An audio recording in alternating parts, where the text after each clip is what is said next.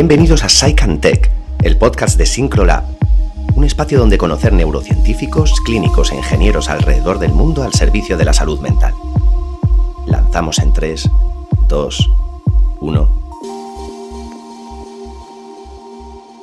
Bueno, bienvenidos al primer episodio de Psych and Tech, el podcast de SyncroLab. Como seguramente sabéis, y si no lo sabéis, para eso estoy yo aquí, SyncroLab es una compañía española con el objetivo de ser un digital therapeutic para salud mental, y en SyncroLab pues somos un equipo de neurocientíficos, de clínicos y también de ingenieros que estamos al servicio de la salud mental, y por eso queremos saber y conocer y dar un espacio a más compañeros como nosotros alrededor del mundo. Y Psych and Tech es ese espacio donde conocer a grupos de personas y grupos de compañeros que estén innovando, diseñando productos tecnológicos para ayudar a pacientes en salud mental. Así que bienvenidos al primero de muchos episodios de Psych and Tech y comenzamos. Bueno, en cada episodio de este podcast contaremos con la presencia de una o de varias de estas personas, de neurocientíficos, ingenieros o clínicos, y en esta ocasión hemos invitado a alguien muy especial. Ella es Elena Cañadas, es doctora en neurociencia cognitiva y actualmente es parte del equipo de Akili Interactive Labs.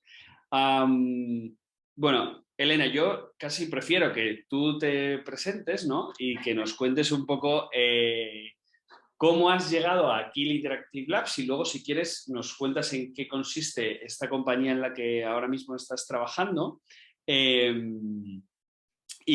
nos cuentas, pues, bueno, tu trabajo actual y las cosas tan chulas que estáis desarrollando, ¿no? ¿Cuál es tu background? O sea, eres neurocientífica, PhD en neurociencia cognitiva, y dónde lo estudiaste y cómo llegaste hasta donde estás ahora. Bueno, Nacho, antes de nada, darte las gracias por invitarme a ser tu primera invitada, como tú dices, el primero de muchos. Estoy segura de que esto va a ser un éxito porque tú tienes una gran personalidad y tu investigación también tiene muchísima calidad, así que para mí es un orgullo estar aquí hoy contigo. Muy brevemente, o sea, sobre mí, como bien has dicho, estudié psicología en la Universidad de Granada.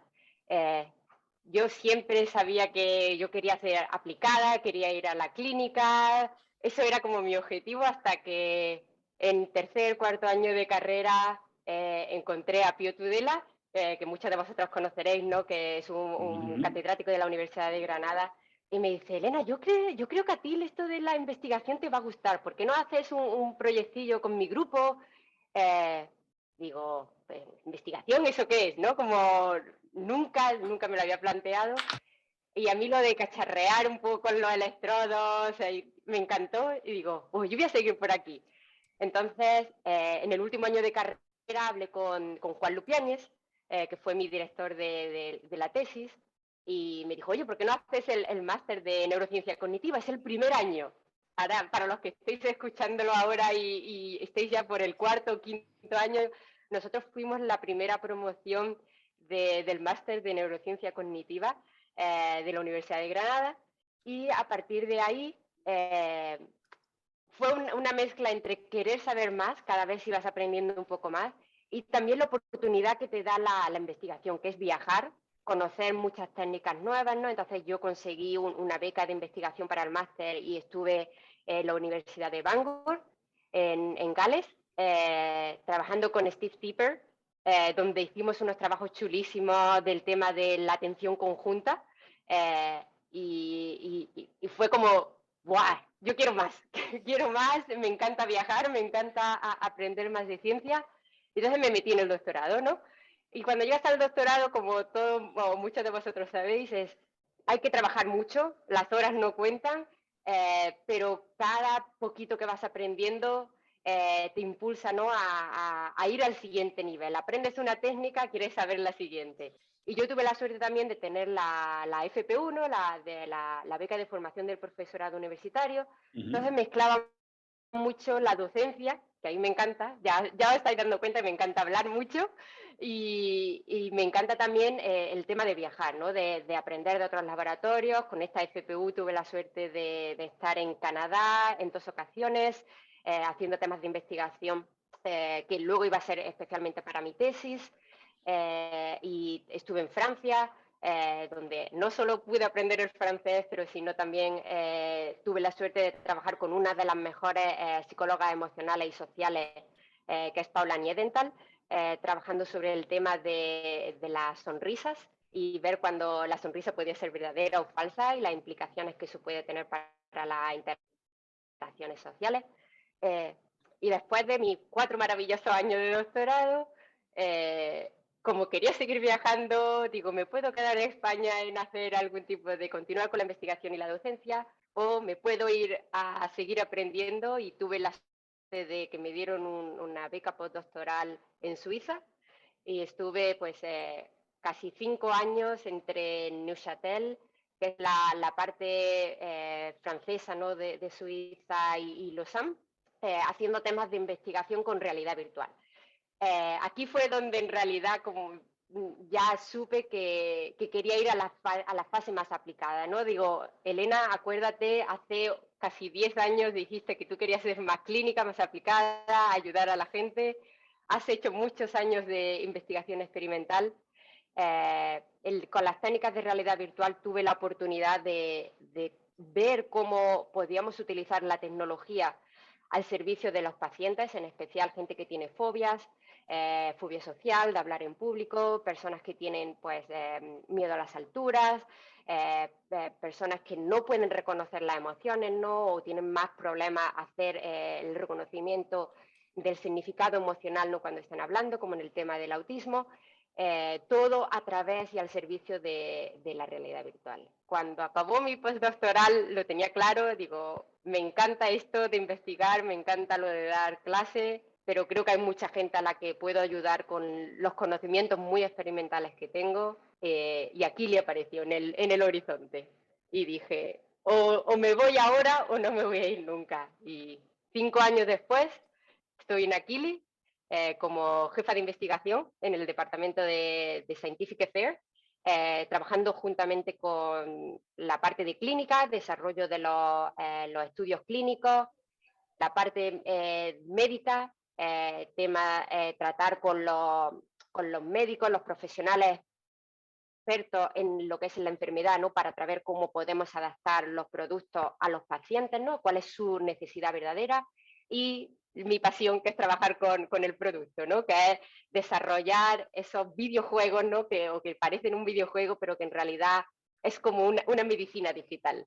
Y he hablado mucho, así que te dejo No, aquí. wow, no, en absoluto. Te iba a preguntar qué consistía lo que estaba haciendo Akili o lo que está desarrollando Akili, que en algunas cosas nos parecemos, y lo que estáis desarrollando, que luego si quieres nos metemos en harina con lo que estáis haciendo en Akili, es desarrollar medicinas digitales basándose en las características que tienen los videojuegos y que se pueden beneficiar los pacientes con esas dinámicas que tienen los videojuegos, ¿no? Yo siempre que hablo de lo de los videojuegos, cuando los videojuegos han tenido esa malísima fama en los últimos años, ¿no? Que muchas veces tienen pues, un lado peyorativo ya casi el tema videojuego. Yo siempre digo que si los videojuegos te pueden cambiar el cerebro para mal, ¿no? Que es lo que, pues si los reorganizamos, también te pueden cambiar el cerebro para bien, ¿no? Y en ese sentido, yo creo que vosotros estáis haciendo un trabajo impresionante, ¿no? Oye, pero si te parece, es que me ha flipado el desarrollo que has tenido. O sea, Francia, Suiza, UK, Canadá, o sea, te has pasado por todos los laboratorios de neurociencia cognitiva en el mundo. Oye, y respecto, o sea, estuviste haciendo lo de realidad virtual en la Universidad de Lausanne. Sí. Ahí hay corrígeme si me equivoco, ¿no? Y hablando de videojuegos, ahí hay un laboratorio de Gather Code de la doctora Gadercol, ¿no? Que está también en la Universidad de Lausanne. ¿Tuviste contacto con ella allí o no? Pues muy, muy de paso. Tangencial. Porque sí, porque allí, o sea, yo estaba trabajando entre la Universidad de Lausanne y la Universidad de Ginebra, que es la que hacía los temas emocionales, ¿no? Afectivos, ¿no? Entonces, con el tema de tecnología, sí que es verdad que lo hacíamos todos los experimentos allí en Lausanne. Entonces, una vez que queríamos conocer diferentes laboratorios, pues mi directora o mi supervisora, ¿no? De la postdoc fue la que un poco nos introdujo, nos puso en contacto, pero ya fue muy tarde, ¿no? Para empezar un nuevo proyecto y ver cómo podíamos colaborar. Pero la verdad que sí tiene, en tema de tecnología, son los mejores allí en Lausanne. Tiene, vamos, un sistema tiene como un escáner completo del cuerpo, te pones un traje, entonces es mucho más inmersivo. Que nosotros lo que teníamos, te estoy hablando de hace pues casi 7 años, ¿no? Era la habitación completa con las cámaras 3D y todo era a través de los goggles. Pero ellos tenían también el traje, entonces el traje te permitía un poco más de reconocimiento de propiocepción, ¿no? Porque tú te veías a ti mismo también dentro y te lo hacían como el mirror effect y tú te podías ver a ti mismo en el espejo. Qué guay, qué guay. Oye, y respecto a tu tesis, ¿cuál es el título de tu tesis o no quieres hablar de tu tesis? No. Sí, no, pues el título de mi tesis era algo como formación y creación de estereotipos, algo así. Y la verdad que aunque parezca un aspecto muy social, ¿no? Dentro dice, pero tú haces psicología cognitiva, psicología, neurociencia, dice, ¿cómo que tu título tiene tanto que ver con los estereotipos? Y en realidad todo surgió de lo que yo estaba estudiando era utilizar pues, una técnica que se conoce como el efecto del contexto en función de la proporción, ¿no? Y en ese tipo de tareas lo que haces es que tú asocias con tipo de reinforcement learning, asocias diferentes proporciones de refuerzo, ¿no? A diferentes objetos, ¿no? Entonces, como yo te digo, a mí siempre me ha interesado mucho el tema de las interacciones sociales. Digo, vale, y si en vez de coger objetos, cogemos personas y la gente puede aprender pues diferentes asociaciones entre un tipo de persona, un tipo de grupo, un tipo de categoría social, ¿no? Pues el tema del género, el tema de la raza. Podríamos utilizar este tipo de tareas para ver si la gente aprende a individualizar, trata a cada persona porque conocemos la cara y aprendes de esa persona, o es que las personas lo que aprenden sobre ciertas características de un grupo lo utilizan para estereotipar y categorizar a la otra persona. Y entonces, pues un poco fue eso, ¿no? Estábamos utilizando caras y lo que hacíamos era estudiar temas emocionales, temas de raza, temas de género, y ver si la gente aprendía en función del contexto. Y si lo que aprendía lo generalizaban tanto a una cara que se comportaba de forma incongruente, que no estaba asociada al mismo tipo de refuerzo, o si eran capaces de individualizar y aprender de forma específica. Y también a ver el transfer effect, ¿no? Lo que has aprendido sobre una cara o sobre un grupo, lo utilizas para cómo tú te comportas con otro tipo de caras, ¿no? Que nunca has visto antes. Y es un poco así lo que explicábamos, era para ver que así es como se forman los estereotipos, ¿no? La gente, cuando no tenemos información sobre algo, es muy fácil que utilices las claves contextuales que están más favorecidas, que están más unificadas, y eso, por tema de economía atencional, lo traspasas al tipo de otras caras. Y que como no tengas más aprendizaje sobre esa cara nueva, le doy la utilización, le doy el tipo de comportamiento que creo que tiene el grupo, porque es más fácil. Y entonces eso es un tema que no sé si te suena, el tema de la atención puede ser automática o controlada. Entonces, lo que yo decía en mi tesis es que es automática y controlada en función del contexto. Qué guay. Y eso pues se replica tanto en el sexo de las caras, tanto en la raza o la etnia de las caras, en las emociones que expresan las caras. Si yo aprendo algo sobre gente que está sonriendo, lo generalizo a toda la gente que está feliz. Si aprendo algo sobre las personas que están tristes, lo generalizo a todas las personas tristes. Y eso es un poco lo que lleva al tema de racismo, al tema de estereotipos, al tema incluso de las enfermedades mentales, ¿no? Cuando las personas ven a alguien que está triste, eso es depresión, porque ya lo categorizan como que eso es lo que está pasando. ¡Qué guay! O sea, ¡buah! Y eso en todo el tema incluso de la educación, ¿no? Es decir, cómo nosotros podemos hackear eso, ¿no? Es decir, cómo podemos no educar en estereotipos, no educar en ese tipo de... a los niños, ¿no? ¡Qué guay! ¡Qué guay!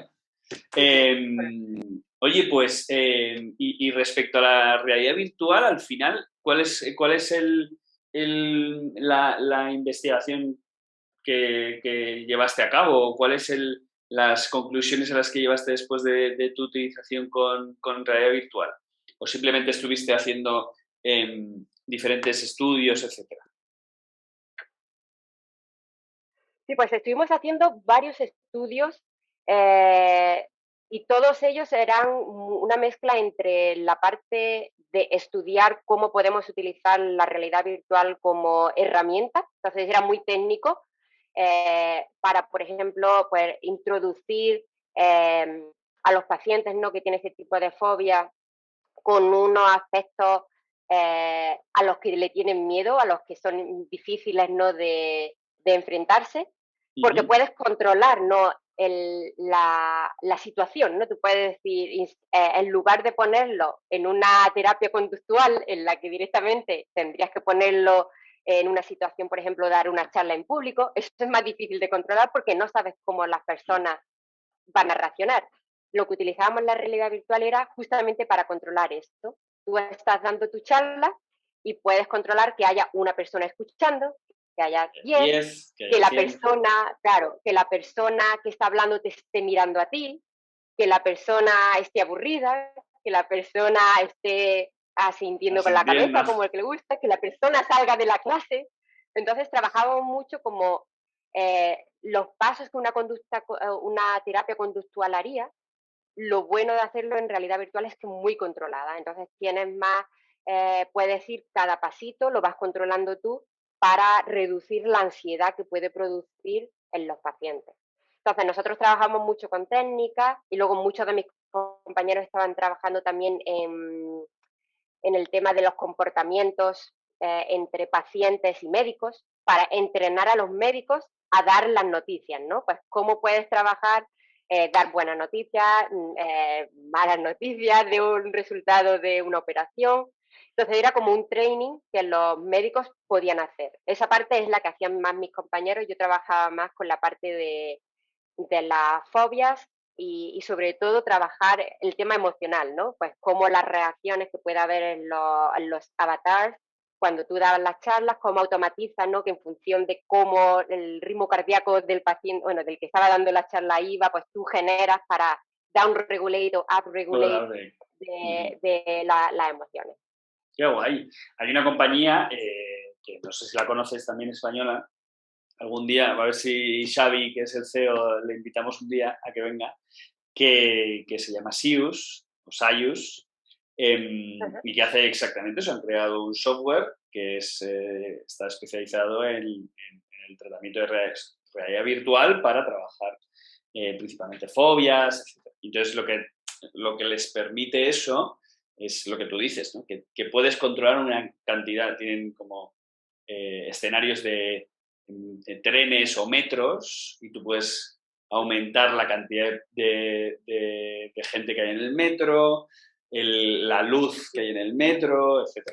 Y además controlarlo con las señales electrodermales para ir controlando la ansiedad, ¿no? Que es una aplicación buenísima de la tecnología para el control, porque es que si no tendrías que estar yendo, como tú dices, ¿no? Con tu paciente al metro todos los días, etc. Y eso es muchas veces inviable, tanto por tiempo como por recursos económicos, ¿sabes? O sea, que estaba, qué guay, qué guay. Oye, Y te comentaba el otro día por mail que tienes bastantes papers sobre baile. Ujú. Y eso, o sea, ¿cómo es? ¿En qué momento te pusiste a investigar sobre baile? Pero además son muy chulos. Pues Súper chulo. la verdad es que, o sea, todo esto vino, como te has visto, a mí me gusta aprender, ¿no? Y entonces, Sí. en una conferencia que hicimos en Granada, en las EPEX, Ujú. eh, pues vinieron un grupo de investigación que colabora con Dani Sanabria, de la Universidad de Granada, que es de Ciencias del Deporte, y ellos son de la Universidad Católica de Valencia. Entonces, pues hablando un poco de sus temas de investigación, pues eh, Cristina Monleón, que no sé si has escuchado hablar de ella, que ella es una, o sea, tiene su doctorado en ciencias del deporte y hace un montón de investigación del link que hay entre el deporte y los aspectos cognitivos. Entonces, pues le dije, oye, esto que hace esto es chulísimo, con bailarinas, ¿cómo que trabaja con bailarinas? Ella resulta que es una bailarina profesional o fue una bailarina profesional en sus tiempos de bailes de salón y me habló de eso. Le digo, oye, pero tú sabes cómo de importante son los aspectos emocionales, sobre todo lo que a mí me gustaba mucho es en el tema de la evaluación, ¿no? Cuando los jueces, Ujú. que en todos los Ah, deportes es muy importante, si los jueces no prestan atención a la clave específica que tienen que juzgar, eso puede ser un decremento para los jueces. Y dice, no, ¿a qué te refieres? Nunca he pensado desde el punto de vista de los jueces. Claro, todo el mundo se enfoca en los deportistas. Y le digo, sí, pero es que los jueces se pasan de pie no sé cuántas horas evaluando, están cansados, si te cansas tienes fatiga, si te fatigas no prestas atención y puedes perder pues diferentes claves, ¿no? Para evaluar. Entonces, pues me gustó mucho ese tema, entonces trabajé con ella un poco en ayudarle en el tema de evaluación de escalas, ¿no? Que por ejemplo nunca se habían hecho escalas en español para este tema de evaluación del deporte, entonces pues le ayudé un poco a hacer la validación en España. Y luego hice hace como 5 años, pues me dieron la oportunidad de dar una clase en una summer school. Y entonces pues yo dije, pues voy a poner un proyecto de esto, digo, como me gusta aprender, digo, igual hay más estudiantes, ¿no? Sobre todo eran estudiantes de máster que les gusta este tema. Y hicimos el tipo este de investigación, pero aplicado a gimnasia rítmica. Y ujú. cómo para la gimnasia rítmica, los jueces de gimnasia rítmica son muy estrictos, tienen tantas cosas que mirar, pero lo bueno es que el programa de evaluación es tan fijo, ellos ya lo saben, solo tienen que estar prestando atención en el momento Ah, eso. adecuado. Qué guay, Sí. Y qué entonces, guay. pues claro, era un poco pues mirar como diferentes factores atencionales, entonces hicimos la tarea de redes atencionales, la ENT, Ujú. pues ver cómo en función del nivel de arousal que los participantes tenían, de la atención selectiva, que fueran capaces de tener, cómo las habilidades cognitivas a la base podían influenciar cómo de bueno, cómo de justo eras a la hora de hacer la evaluación. Entonces es un proyecto bueno, tenemos la metodología y la tenemos ahí que la pusimos, empezamos a conseguir participantes, incluso hablamos con la Asociación Española de Gimnasia Rítmica y con la selección suiza, porque era cuando yo estaba ahí en Suiza, y recogimos datos, los datos están bien, pero nos cuesta mucho publicarlo. Y dije, mira, les dije a los chicos, si vosotros queréis intentar publicarlo, pero la metodología está ahí, o sea, que sabemos que funciona y los Qué datos guay. son positivos, hombre, en una muestra pequeñita, pero me encanta, yo es que esos temas me encantan, todo lo que sea el deporte. Qué guay. O sea, que puedes llegar a un momento en el que digas, oiga, puedes reclamar una puntuación diciendo, este juez no ha pasado la evaluación, ¿no? Guay. Este no está. Qué Este no guay. se ha tomado el café de esta No se ha mañana tomado el y eso cafelito, con ya. lo cual. Qué guay, qué guay. Oye, pues cuéntanos un poco, nos metemos en harina en Aquili, ¿te parece? Y en los papers tan Venga, flipantes que habéis publicado, porque eso sí que son, o sea, todos los que hemos estado comentando ahora molan muchísimo, pero yo creo que a lo mejor me corriges. Los últimos que habéis publicado en Aquili son bestiales. O sea, el que habéis publicado. Me decías el último que habéis publicado, que está súper chulo, el de las redes atencionales que habéis medido. Pero luego el paper que publicasteis en The Lancet ha sido toda una revolución. Es decir, o sea, eso es un antes y un después, ¿no? Pero bueno, si quieres, nos explicas un poco qué es lo que estáis haciendo ahora en Akili exactamente, un poco más en profundidad, y nos vamos a estos papers que habéis publicado. Claro, sí, pues básicamente lo que estamos haciendo en Akili es utilizar la psicología experimental, las tareas cognitivas que todos conocemos, ¿no? Desde lo que es una tarea perceptual discriminativa, ¿no? Tipo go, no go, y la mezclamos con una tarea de conducción, ¿vale?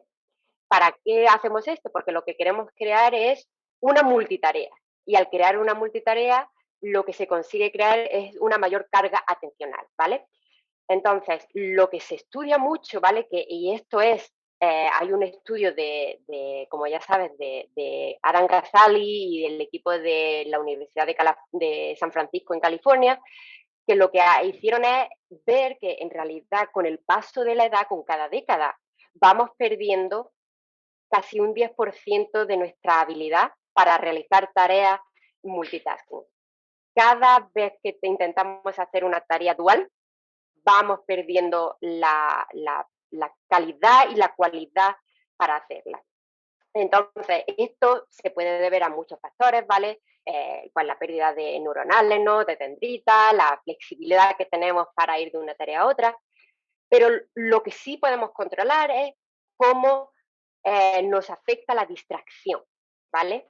Y entonces, cuando hablamos de distracción, es muy importante saber que hay dos tipos de distracciones, ¿vale? Una que es simplemente algo que está en el ambiente, en el que simplemente no tenemos que hacerle caso, ¿vale? No es importante para la tarea, para el objetivo que yo tengo que hacer ahora mismo, ¿vale? Imagínate que ahora pues pasa mi marido o alguien por aquí detrás, ¿vale? Pues yo tengo que intentar no hacerle caso, ¿vale? Y el otro concepto es algo que es una interrupción. Es que es muy importante, por ejemplo, pues suena una alarma de incendio, tengo que prestar atención, es una falsa alarma, entonces, o no, si no es una falsa alarma, tengo que salir corriendo, ¿vale? Entonces, un poco eso es lo que intentamos estudiar aquí en Akili, ¿no? Es ver cómo hay diferentes tipos de distracciones para las que podemos entrenarnos y prestar atención cuando sea necesario y después volver rápidamente a nuestra tarea. Pero para hacer eso, ¿vale? Pues necesitamos combinar cuál es mi costo asociado a hacer dos tareas en paralelo versus cuando lo estoy haciendo en solitario. Pues si yo puedo conducir bien, puedo ser capaz de conducir a 100 kilómetros por hora y no me afectan las distracciones, pero si hay algo que tengo que hacer a la misma vez, pues por ejemplo, pues imagínate que tengo el niño detrás, pues a lo mejor sé que no puedo ir tan rápido, ¿vale? Porque eso me va a afectar a mi capacidad de conducción, ¿vale? Entonces, eso es un concepto que se puede aplicar y es lo que nosotros estamos haciendo en niños, en este caso, ¿vale? Que tienen TDAH, ¿vale? Entonces, los niños con TDAH, el problema que tienen son dos, ¿vale? Uno es que tienen una impulsividad, ¿vale? No pueden controlarse, ¿vale? Y el otro problema es que se distraen muy fácilmente, ¿vale? Porque todos los estímulos que aparecen en el ambiente les llaman la atención demasiado, no saben distinguir entre lo que es específico para su objetivo versus lo que es solamente una distracción que está ahí, ¿vale? Entonces, nosotros lo que hacemos es desarrollar un videogame, ¿vale? Un videojuego que lo que está intentando es medir cómo es la capacidad del niño para hacer esas dos tareas cuando están en solitario comparados como cuando están eso, se adapta, ¿vale? A evaluar cuál es ese coste que para esa persona o ese niño tiene hacer estas dos tareas y a partir de ahí, al igual que haremos con una persona mayor, lo que hacemos es entrenarlo para que poquito a poco vaya subsanando ese coste que tiene, ¿vale? Para que se parezca lo máximo posible a un niño que no tenga pues ese ¿no? déficit, ¿vale? Atencional. Claro, o sea, qué bien lo has explicado. O sea, De verdad, lo has explicado muy guay. Esto, claro, lo que nosotros decimos también en Syncrolab es eso, es que el- el- el- las tareas duales son las que realmente permiten reorganizar un proceso cognitivo, ¿no?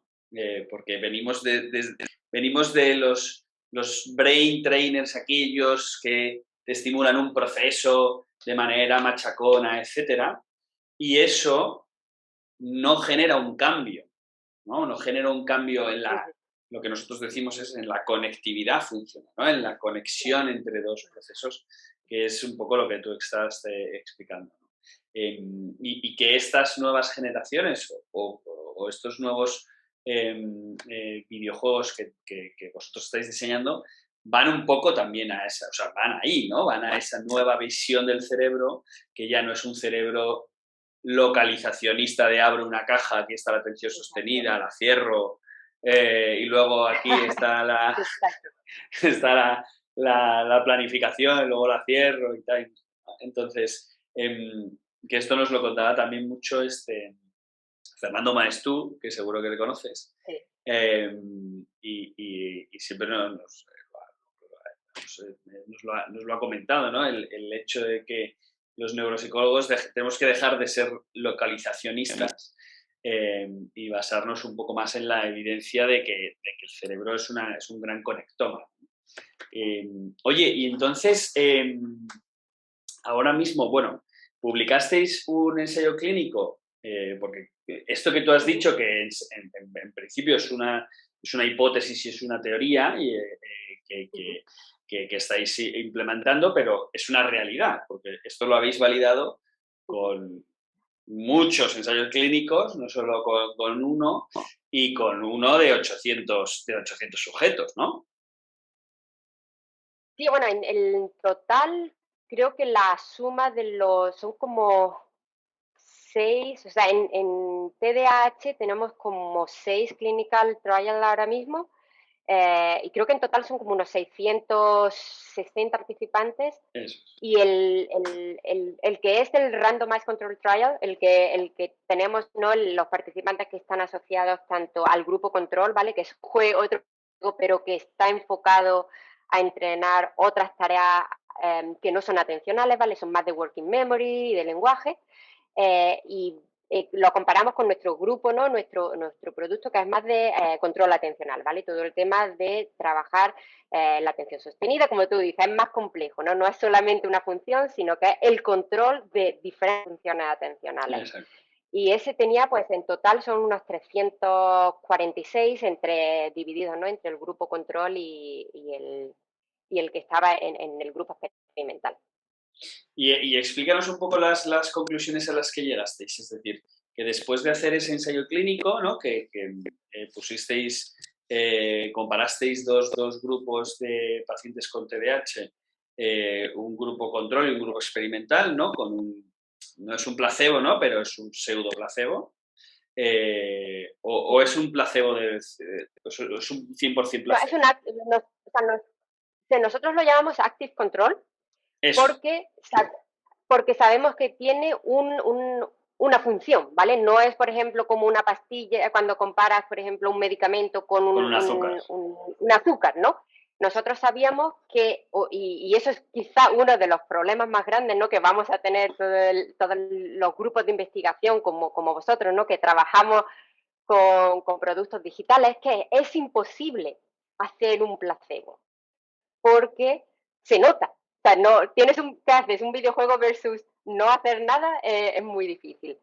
Entonces, es un grupo control que es activo, ¿vale? Entonces, lo que intentábamos buscar es que la activación funcional a tema cognitivo no estuviera enfocada en esos aspectos que los pacientes que estábamos trabajando con TDAH tuvieran empeorado. Entonces, así, el objetivo de nuestro medida principal, ¿vale? Que como tú recordarás, pues era el test de variables de atención, ¿vale?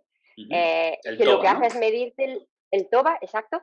Y es justamente dentro del TOBA hay un composite score que lo que hace es que te está midiendo todos los aspectos, ¿no? Te está midiendo la parte de impulsividad, la parte de atención sostenida y la de regulación, ¿vale? Que es un poco lo que nos interesaba, ¿vale?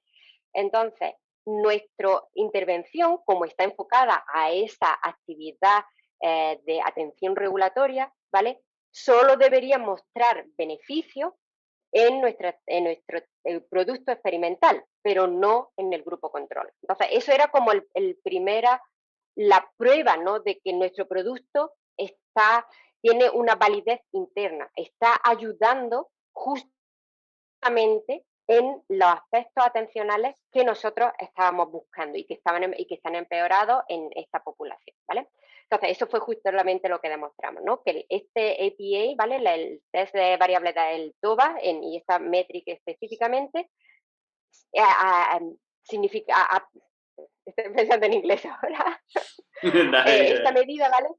Esta medida, pues, mejoraba de forma estadísticamente significativa comparado con el grupo control, o sea, había una separación entre los dos grupos y además mejoraba con respecto al estado inicial, ¿vale? Entonces ahí demostrábamos la especificidad de nuestro producto y la validez para mejorar lo que nosotros teóricamente, como estábamos hablando al principio, ¿vale? El producto que hemos diseñado está mejorando eso. De la misma forma, ¿vale? También estábamos interesados en ver, aparte de eso, ¿hay algún transfer de lo que tú te has beneficiado? Aparte, este aspecto atencional, ¿tiene algún impacto en otros síntomas que son específicos de esta desorden, ¿no?, del TDAH? Y lo que vemos es que sí, aparte de mejorar en los aspectos atencionales, ¿vale?, también hay mejora en reducción de los síntomas, ¿vale?, que normalmente pues se miden en entrevista con el médico, ¿vale?, o el pediatra, pero también en diferentes medidas, ¿no?, que los padres, tanto los padres como los mismos niños reportaban, ¿vale?, al final del estudio. Entonces, es verdad que el grupo control, ¿vale?, también mejoraba en algunos de esos síntomas, ¿vale? Pero esto precisamente es lo que decimos de la especificidad. Nosotros mejorábamos este aspecto, los otros dos mejoran en los dos grupos, ¿vale? Pero porque el otro grupo también es activo y tú, como dices, es una parte del placebo, tú estás haciendo algo, pero al mismo tiempo estás haciendo algo que es mejor que no hacer nada, ¿vale? Exactamente. Entonces, pues ahí es ahí un poco lo importante y lo difícil, como tú sabes, de hacer investigación aplicada, porque no puedes controlar todos los aspectos, pero creo que esto es lo importante, ¿no? Demostrar y mostrar claridad de los resultados, ¿vale? De no mostrar solo lo que es importante o lo que te gusta de tus resultados, sino decir, mira, mejora, pero no nos separamos del grupo control. ¿Por qué? Puede ser fallo o falta de poder estadístico, ¿vale? Porque simplemente tú cuando haces el Power Analysis lo haces normalmente para tu muestra primaria, ¿no? Para lo que es tu muestra primaria. Claro, a nosotros nos pasa también eso exactamente, ¿no? En algunas veces cuando vas a publicarlo y tal, en nuestro caso nos decían, oye, pero el grupo control también mejora. Y digo, sí, claro, es que el grupo control no ha estado metido en una cápsula aislado del mundo durante este periodo. También estaba haciendo, nosotros lo llamamos sham task, ¿no? Bueno, es más, porque lo que nosotros comparábamos era con una tarea de videojuegos de internet, ¿no? Entonces, que se suponía que estos juegos trabajaban pues, memoria operativa, algo parecido a lo vuestro, pero desde otro punto de vista. Y en el fondo lo que queríamos también demostrar nosotros era que no todas las tareas, o sea, que tiene que haber una prescripción profesional de cómo se tienen que hacer las cosas, ¿no? Exacto. Entonces, era uno de los problemas que nos vamos a encontrar todos, cualquiera que haga, como tú dices, experimentación en este sentido, se va a encontrar con ese problema. No puede hacer un placebo perfecto, ni una sham task perfecta, etc. Entonces, oye, y desde tu punto de vista, ya que estamos hablando así de retos, ¿no? A los que nos vamos a ir enfrentando, a los que nos estamos enfrentando, que ciertamente pues esto es muy disruptivo y esto no es muy habitual el que se pueda prescribir un videojuego, ¿no? O prescribir un tratamiento digital. Yo cuando lo decía allá en 2015, cuando éramos muy niños, yo decía, no, esto va a ser un tratamiento digital y esto puede ser un fármaco digital. Yo decía, se nos ponía en cara de qué estás diciendo, pero esto ni de broma, tal, no sé qué. ¿Cuáles crees tú que van a ser o cómo crees tú que va a evolucionar el mundo de los digital therapeutics y en concreto de salud mental en los próximos años? Y luego nos metemos en los retos y tal a los cuales nos vamos a tener que enfrentar. Yo creo que la evolución es aceptación, ¿vale? De la misma forma que hace 30, 40 años, ¿vale? La gente le hablaba de estimulantes, ¿vale? Lo tomaban como una droga que te vas a hacer adictiva y ahora ya se ha normalizado. Entonces es educación, ¿vale? De la misma forma que había que educar a los médicos, ¿vale? Parte de su cursos académicos, ¿vale? Hay que educarle a que hay otro tipo de moléculas, ¿vale? Que son moléculas digitales. Hace 30 años no había los ordenadores, la fuerza que tenemos ahora, los temas de tecnologías de machine learning, de inteligencia artificial, ¿vale? Que van a ayudarle a hacer su trabajo y a que tengamos medidas más apropiadas, ¿no? De la misma forma que, como tú dices, yo el ejemplo que siempre pongo es del tema de la diabetes. O sea, ¿hasta cuánto tiempo no pensábamos que la única forma de trabajar con la diabetes era ponerte una inyección? Y ahora vemos mucha gente que tiene su pulsita aquí y que automáticamente está detectando cada 5, 10 o 1 hora cuáles son los niveles de glucosa en sangre de la persona sin que ella tenga que hacer nada, sin que tenga que preocuparse. Esto hace 10 años hubiera sido impensable porque no se le dejaba al paciente ni a la máquina tomar la decisión de cuándo esto podía cambiar, ¿vale? Por el miedo, ¿no? A los efectos que podía tener, pero yo creo que ahora mismo está pasando lo mismo. Yo creo que es educación en creer en la ciencia, creer en lo que estamos haciendo y que hay aspectos que yo estoy totalmente de acuerdo con una cosa que tú has dicho. No es que el paciente, el médico ya no vaya a tomar la decisión, sino que ahora el médico o el psicólogo va a ser el supervisor de este tipo de medicinas digitales y va a ser como un acompañante de la terapia. Pero ahora ya la terapia la puedes hacer, también la puedes llevar contigo a casa, ¿no? Entonces es un poco lo que me gusta a mí. Yo veo que va a haber una mejor relación entre el paciente y el psicoterapeuta, el psicólogo, el médico, a través de lo que es un device. Y este device va a ser el nexo de conexión donde toda la terapia, toda la relación puede ser el centro para evaluar los cambios, para proponer pues cómo está la situación. Y yo soy muy optimista, la verdad. No. Yo absolutamente. Yo lo que creo es que coincido con tu visión.